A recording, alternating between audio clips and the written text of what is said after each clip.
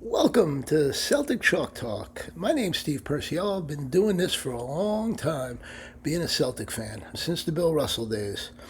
Just want to remind you that as this is the podcast network of the Peach Basket, you listen to one of the independent fan driven shows on the Peach Basket Podcast Network. We're not owned by any big media company, which means what you hear comes straight from fans who live this game every day. In my case, as a Celtic fan, I live it. But I do suggest you try looking at the other people within the pod because there's a lot of good podcasts coming out from our network from real fans. If you believe voices like this should be heard, the best way to support us is simple. Keep listening. Tell a friend.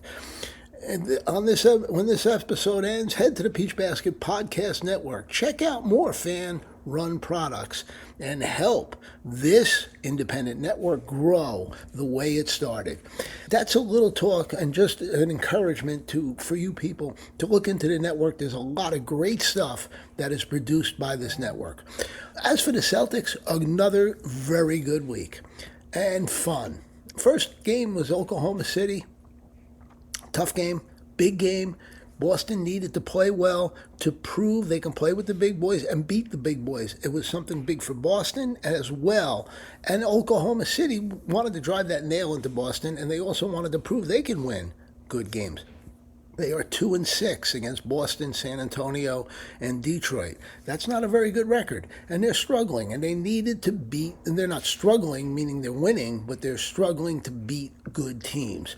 So the game was a great game to watch. It was almost a playoff game. Oklahoma City came out. They tried to take away or give Boston threes and jam the middle so Jaylen Brown, particularly, and Jayson Tatum couldn't go to the hole. And it worked early. Hauser couldn't make a shot, and Oklahoma got off to a nice lead. They were winning by about 10 or 15, and Boston was struggling. Boston all of a sudden began to hit the threes, ended up in the game 18 for 41, which is 44%, which is a pretty good day. And Brown and Tatum got to the basket.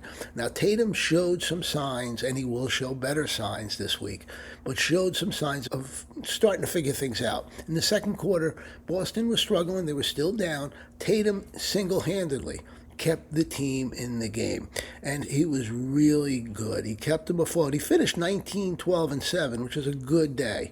And he's an excellent. Tatum has really done a great job as a rebounder, doing much better than his career statistics as a rebounder, meaning he's getting more rebounds per team rebounds, meaning percentage-wise. He's getting way more. But then in the second half, Jaylen Brown just came to life. He had a tremendous second half. He ended up with 31, 3, and 8, and he showed why he's in the running for the MVP. I don't think he'll get it, but he's in the running, and he belongs there. He was tremendous. Now, other things that you saw, Baylor Scheierman made some big threes in this game. He shot, he defends, and if you watch Baylor Scheierman, he's very good at keeping his feet moving and staying in the path of ball handlers going to the basket. And by that, if you think about it, he must do a great deal of watching tape. He must understand players' tendencies, and he's usually beating them as they're turning, crossing over, or doing the things they do. And that says a lot about him because he doesn't look like he would be the quickest guy in the world, but he's really turned into that. Peyton Pritchard also had big threes during the game. And for Boston, it's a big win. They know now they can go out and beat Oklahoma City with their full group. And as Tatum gets better, they will be better. The next game was against the Hawks. Now, that game started out horribly. Boston was down 22-9, and as a fan, you're thinking, oh boy, we just can't play with this team. They're just better. Jalen Johnson is a good player. He's a star. He's legit. He's a legit All-NBA player. They're down. Boston went on to win 109-102. Peyton Pritchard, what could you say? He brought him back. He had 3 quarters. After 3 quarters, he had 32, finished with 36, 7, and 4. Just a monster game from Peyton Pritchard. And again, this is without Jaylen Brown, who was not eligible could not play because he's got some problems with his Achilles soreness, and he didn't play. Tatum had a pretty good game, 26, 12, and 5. In the last two games, Tatum was beginning to show some signs that he's starting to get away from the rust. Boston was pushed by Atlanta, and they showed a lot of character. You come back in a game like that, and you win the game like that, it shows a lot of character. They've done it against Oklahoma City as well. Tatum had a very good fourth quarter, something everybody needed, Boston and him. It's just a good game. Walsh played real well. And where have you been, Jordan Walsh? He showed that game. He got some big rebounds, and he's infectious. He just does so many things during the game, and he's a pest. And just there's a need for players like him, and thank God we have him. Luka Garza came up big with some big baskets, going to the basket one time. He had 11 and 7. And then Neemias. Beginning of the year, I talked a lot about needing a rim protector. I talked a lot about how we need somebody bigger than Neemias, meaning physically bigger, stronger. I'm wrong. Neemias is fine. He's a very good defensive center, and he can rebound. He does a lot of good things. He can block shots. Boston is very lucky to have him, and I really suggest they pay him whatever. He's got another year on a contract, but give him some money and make sure he doesn't leave. He had 5 and 11 rebounds. And the rim protection, I just keep talking about, he does it real well. So now you got two games. Now we're coming into Charlotte last night. Charlotte had a horrible loss to Philadelphia the night before when they really folded up in the third and fourth quarter after leading by about 10 or 15. So you're thinking, okay, it's a back-to-back. Charlotte might not be physically as strong. However, they've got to, this is important. Philadelphia, Boston, back-to-back at home. You got to at least win one. They didn't. Now, for Boston, there was no Brown, no D. White, but there was no problem. Boston played well, and a 114-99 win, but the thing that was the best thing you can take from that game, Tatum's back. Tatum played great. He was tremendous. It was the old self, 32, 5, and 8. He was 5 for 10 from 3. Oh, not quite a triple-double, but that will come as things go along. And then you got Peyton Pritchard again. He's just tremendous at being able to get a shot. No matter who's around him. He did it against Atlanta at the end of a quarter where he went with 3 guys around him. He went to the basket and shot a rainbow shot that went in from about 5 feet out. Just gets his shot. He had 28, 6 and 6. Valuable. He's such a good scorer and a good player, and he can rebound a little bit, as evidenced by the 6 rebounds he had. Again, Queta, very good. Just a great problem player.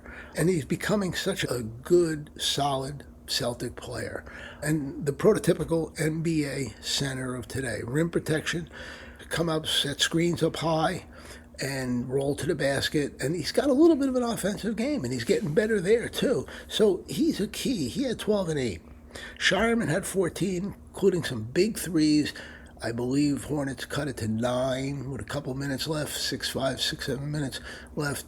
Scheierman hit a big 3 to bring it back over double figures and help them win. He had 14, as I said. Hornets weren't sharp, let's be honest, but it doesn't take away that Boston played well. 41% again from 3, another good night at the 3. And again, you can look at Boston and say they're led by how they shoot the 3. Meaning if they cold, we got a tough night. The defense was outstanding against Charlotte. They shot 43% from the floor, 28% from 3. A real good win. Now, as a Celtic fan, I never expected what's gone on this year. I thought this was a year, okay, you win 45, you go in the playoffs, you get knocked out early. As a Celtic fan, this is just pure fun. It is just fun to watch. It is a group of people that play together. They like playing with each other, and they're all there for one reason: win. If you watch a game, you're always amazed if Garza's playing and he does something real well. They'll flash to the bench, and Queta being his biggest fan. It's such a great attitude. Jordan Walsh doesn't play for 6 games, comes in the other night, and he's great. And there's no anger or disgust or disappointment. They're all pulling for each other. Fans, you got to understand, we will not see things like this every year.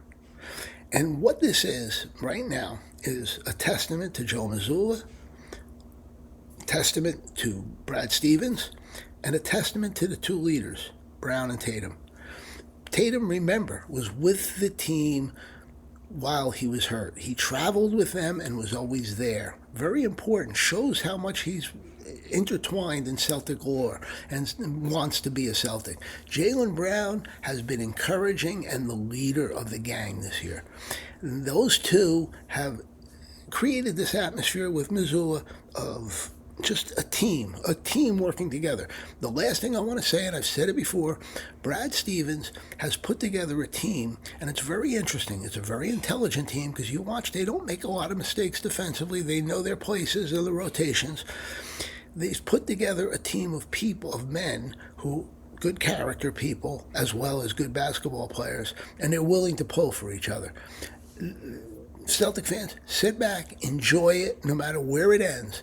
This is fun to watch, and we don't get this all the time. Think back to the Ricky Davis days. If you're a Celtic fan, you'll know what I'm talking about. It wasn't fun.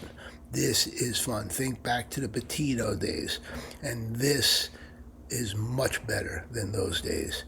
That's it for this week. Great talking about the Celtics, and hopefully we just keep winning and rolling along. See you until next week. Take care.